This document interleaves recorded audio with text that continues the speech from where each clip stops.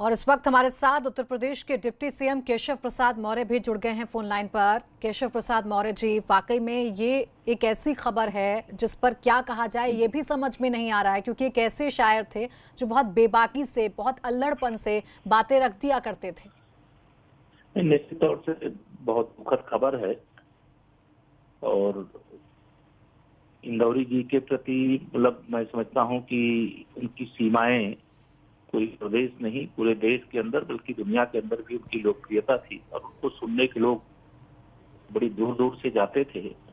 आज उनके निधन के समाचार से मैं दुखी हूँ, तो विनम्र श्रद्धांजलि अर्पित करता हूँ। कल कोरोना पॉजिटिव का समाचार आया था, आज हृदय जितने से उनके निधन समाचार मिलता है। मैं ही नहीं, लाखों लाख की संख्या में जो को सुनने वाले, उनको चाहने वाले थे, वो सब दुखी। मैं अपनी ओर से नमन करता हूँ, ईश्वर से प्रार्थना करूंगा अपने चरणों में स्थान दे।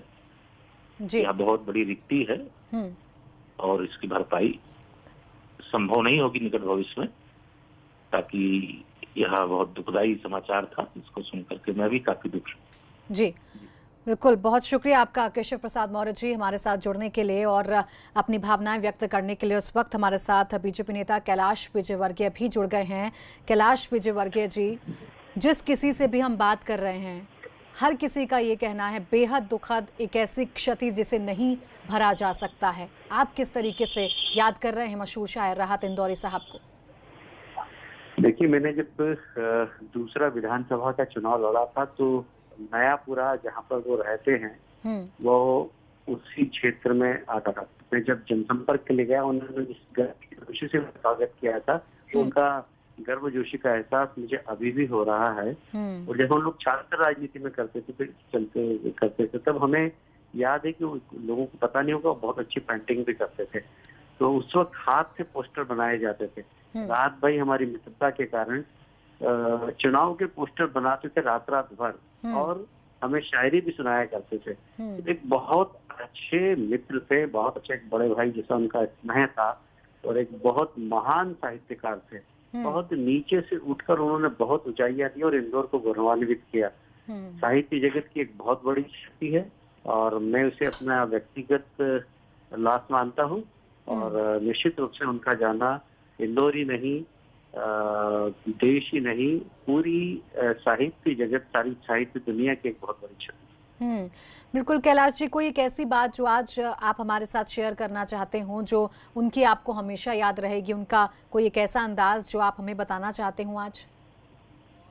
देखिए, पता नहीं क्यों उन शायरी में अनेक बार दो अर्थ होते थे और उन्होंने भारत माता के लिए बहुत अच्छी अच्छी शायरियां लिखी है। पर कुछ दो चार ऐसी शायरियां थी जिसको लेकर उनका नाम भी विवादित हो गया था।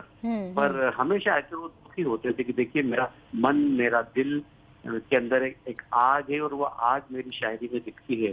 तो जब भी मुझे जो महसूस होता, मैं बोल देता हूँ, लिख देता हूँ, तो मेरे दिल के अंदर ऐसी कोई बात नहीं रहती। तो राहत जी दिल के बड़े साफ थे, बहुत ही संवेदनशील व्यक्ति थे। कि जब कभी सोशल मीडिया के अंदर उनके खिलाफ कोई टिप्पणी होती थी तो बड़े दुखी हो जाते थे और हम लोग उसे शेयर करते थे। तो वास्तव में एक संवेदनशील व्यक्ति थे और एक बहुत साफ दिल के। बिल्कुल कैलाश जी, साफ दिल के व्यक्ति थे।